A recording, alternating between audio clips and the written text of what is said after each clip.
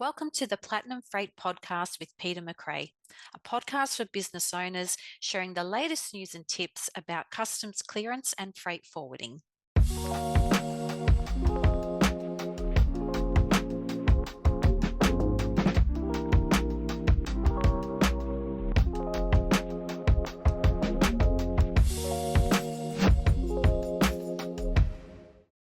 Welcome to episode 9 of the Platinum Podcast with Peter McRae, Customs Broker. In this episode, we'll be discussing the topic of food truck trailers and food trailers. So, Peter, let's start with an overview. What are food truck trailers and how do they typically arrive in Australia, either as less than a container load LCL or full container load FCL? Food truck trailers and food trailers, they will generally come into the country by sea freight, and some people, some importers, they'll just trial one food truck trailer. They'll see how it goes, and then they may or they may not bring in more. So some importers will bring it in via LCL, and then other importers will bring the food truck trailers in as FCL.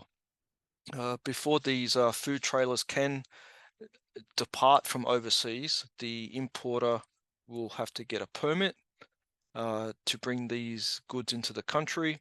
LCL shipping essentially means that the goods will be sharing space with other people's cargo as it travels to Australia.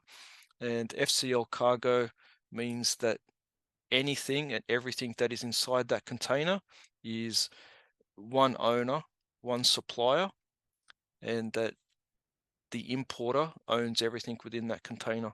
Now, before purchasing food truck trailers from overseas, what important factors should importers consider to ensure a smooth import process? This is the beginning of the journey, and what I would say to any customer that contacts us when they want to import a food truck trailer is the hardest part is to find the supplier that they want to buy the goods from.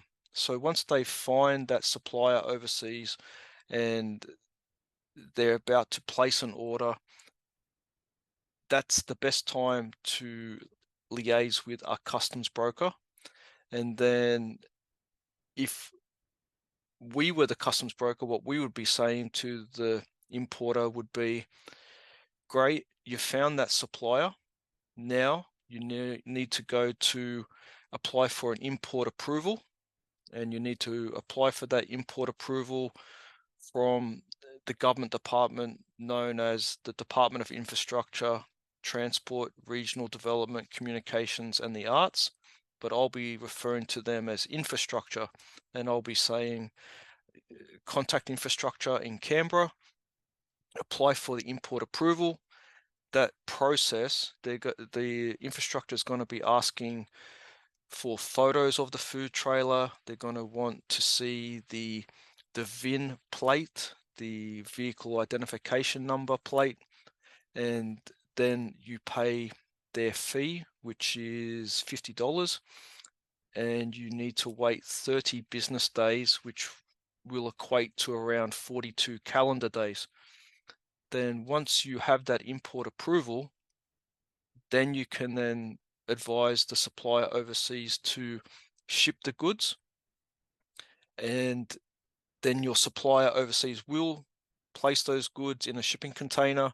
The goods will then travel to Australia, and during this process, if we were the customs broker, what we do with our existing clients is that we will start to collate this paperwork, and the overseas supplier will have such things as a commercial invoice, packing list, packing declaration, a bill of lading. The importer would have provided the import approval. We start to put these pieces together like a jigsaw. We pre-clear the goods before they arrive into the country. And amongst these issues, amongst these pieces of information that we are receiving, there are other issues that need to be addressed along the journey.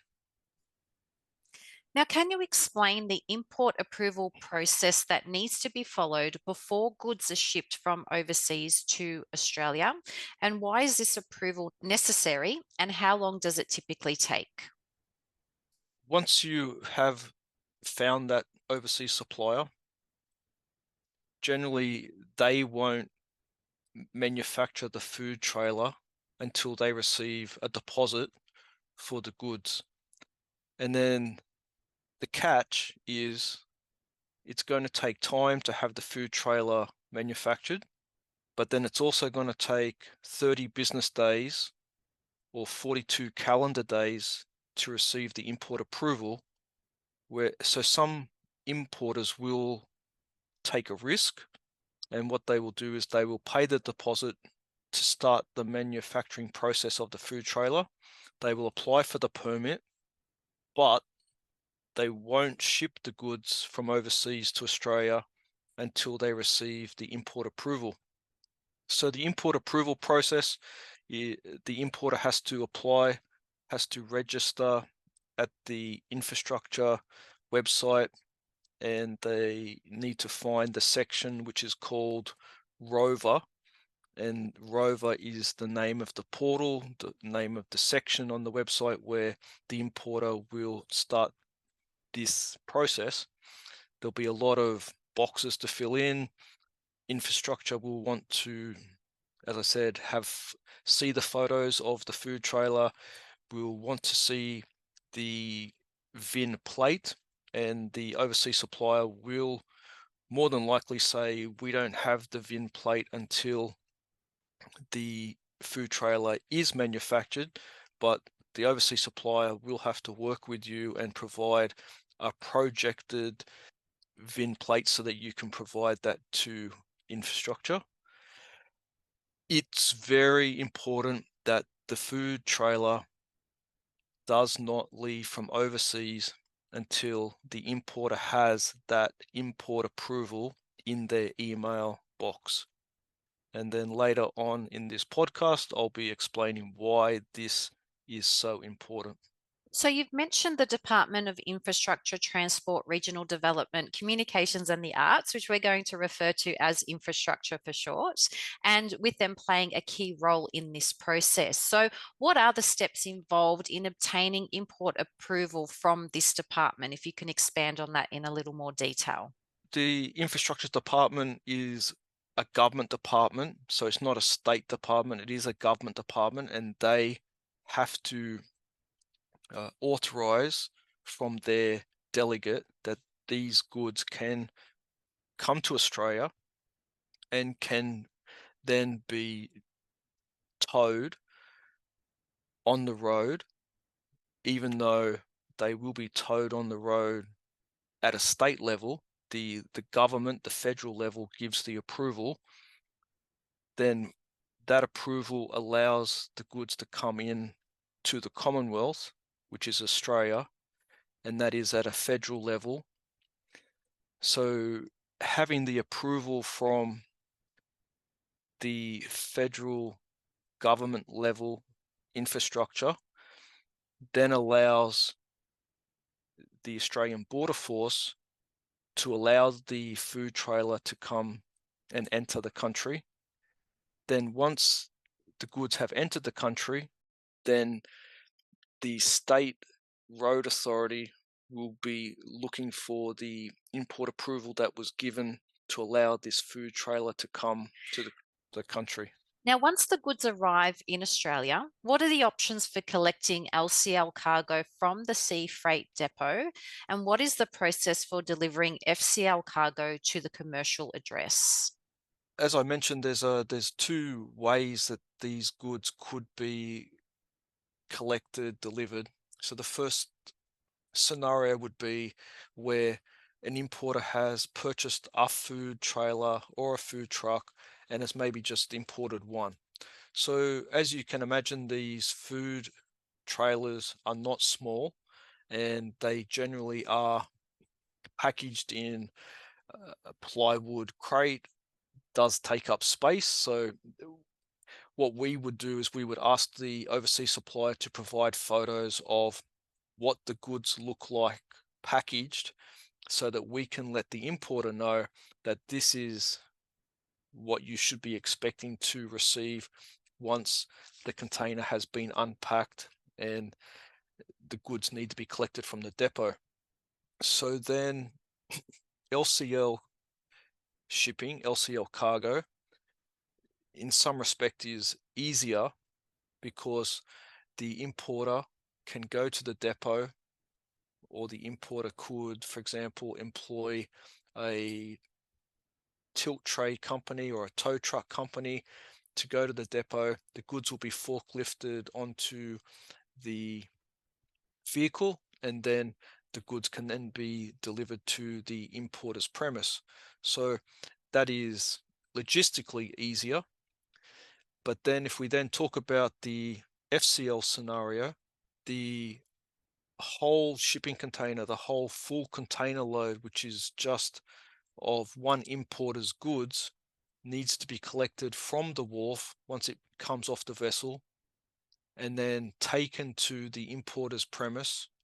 And then the whole FCL is placed onto the ground.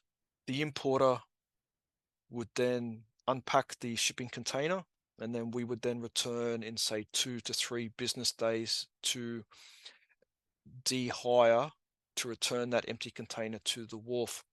So as you can see, the benefit of having one food trailer is it arrives, it's unpacked from the full container, and then somebody goes to the depot, collects the plywood crate, and then takes the goods away.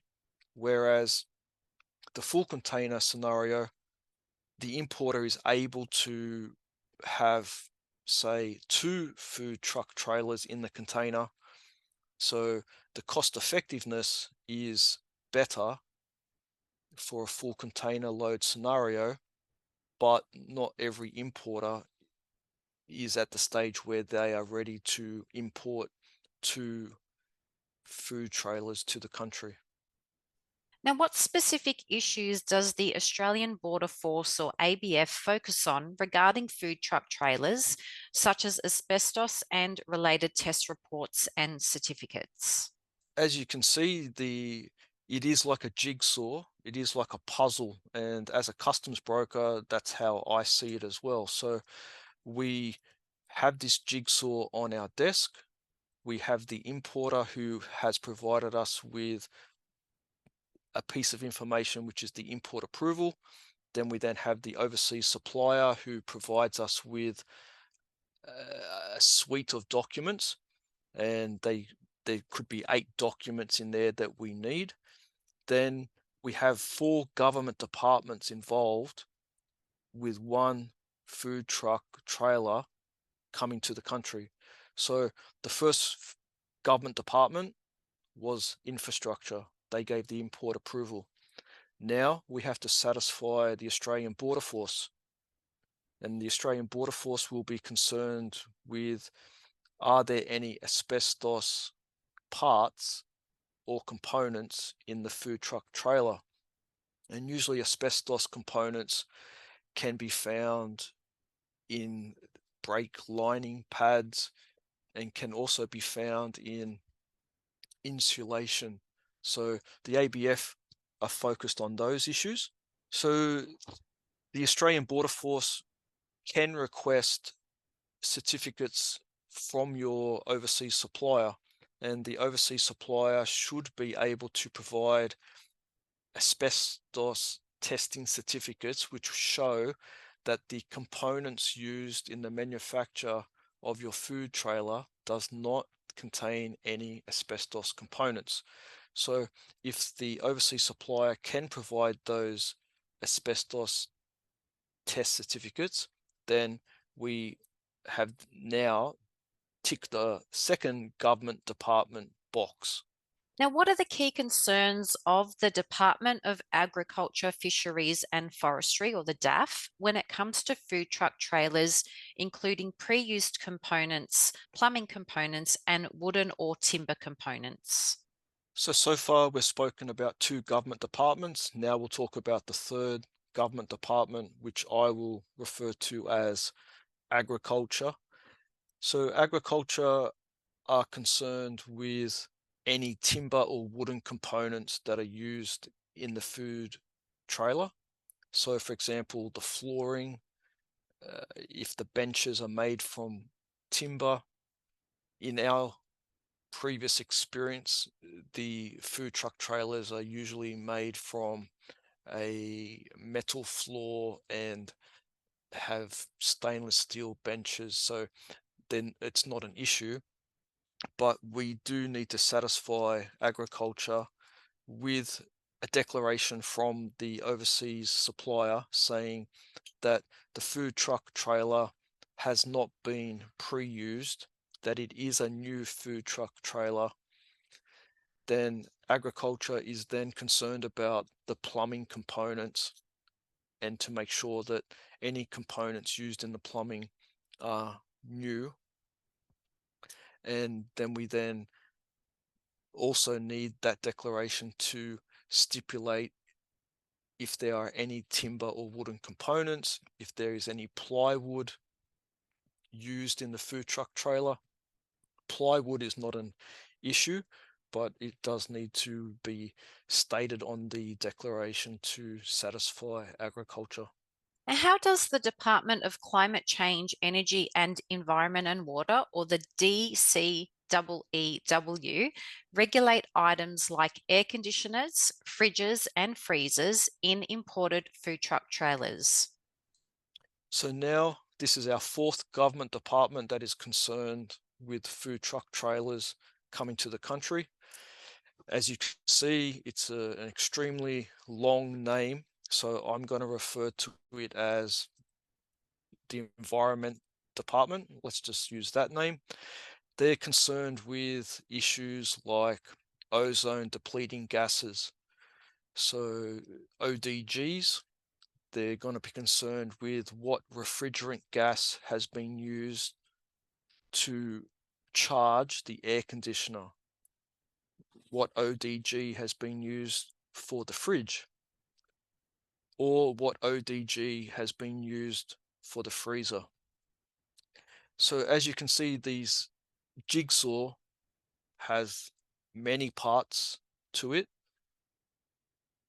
and we need to make sure that all these pieces of the puzzle come together.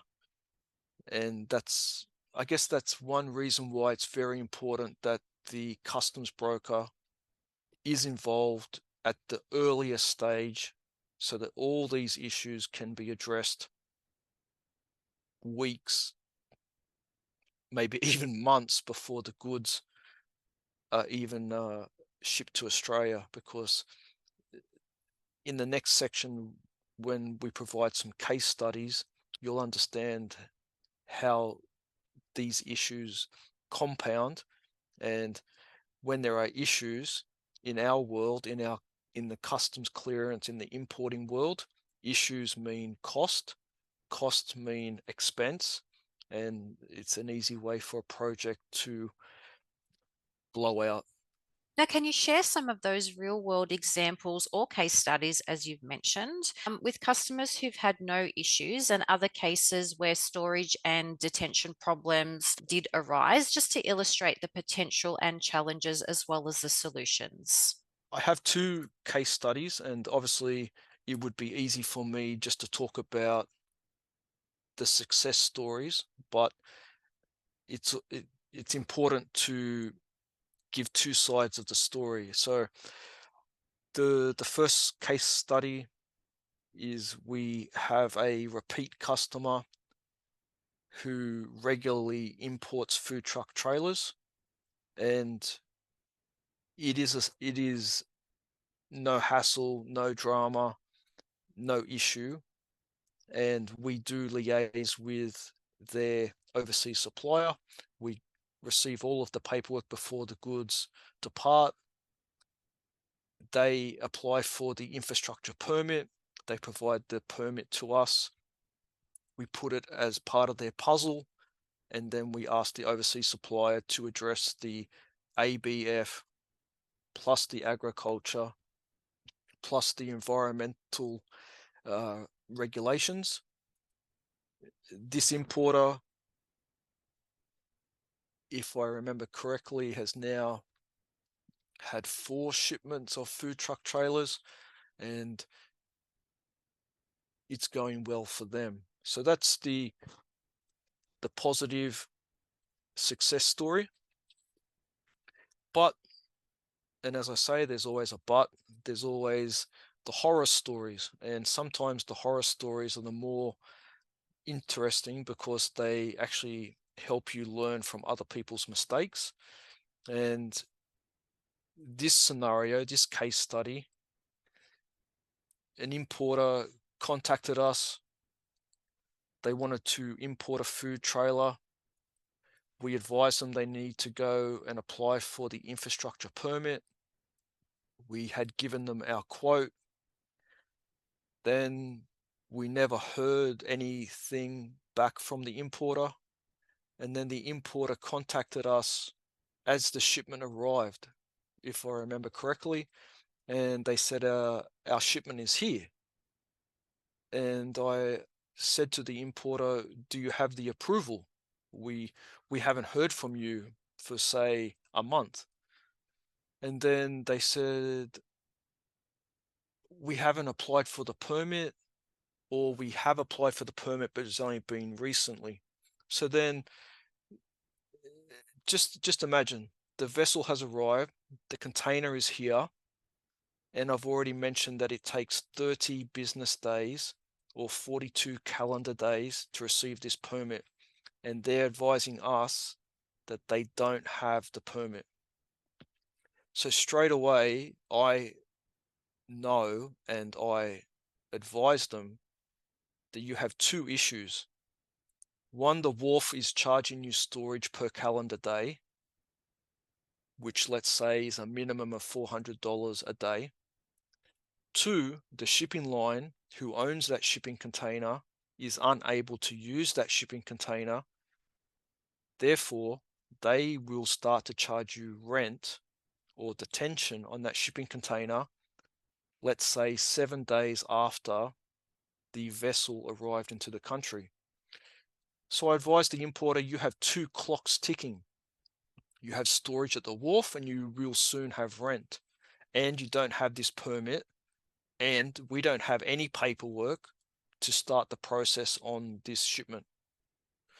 So the importer, as I mentioned, applied for the permit, and I asked the importer every day, please contact infrastructure and ask them how far away the import approval process is from being approved. And it did take close to that 30 business days to receive that permit.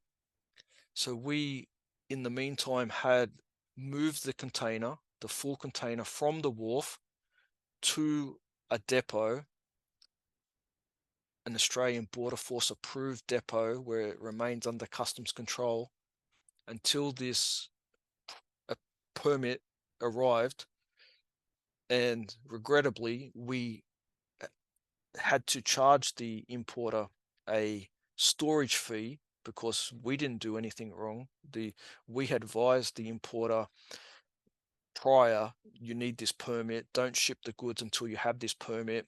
The importer shipped the goods. The importer didn't communicate with us until the container arrived. So the importer had to pay storage at the wharf, storage at the approved Australian Border Force depot, and then they would have received a rent / detention invoice from the shipping line once that empty container was returned to the wharf, once the container was able to be unpacked. So that horror story, that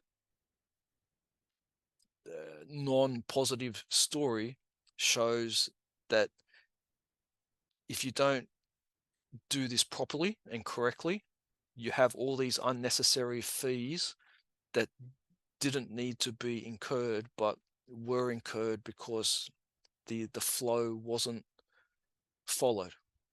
So in business, every cent counts, and there were thousands of dollars just unnecessarily paid because this process wasn't followed.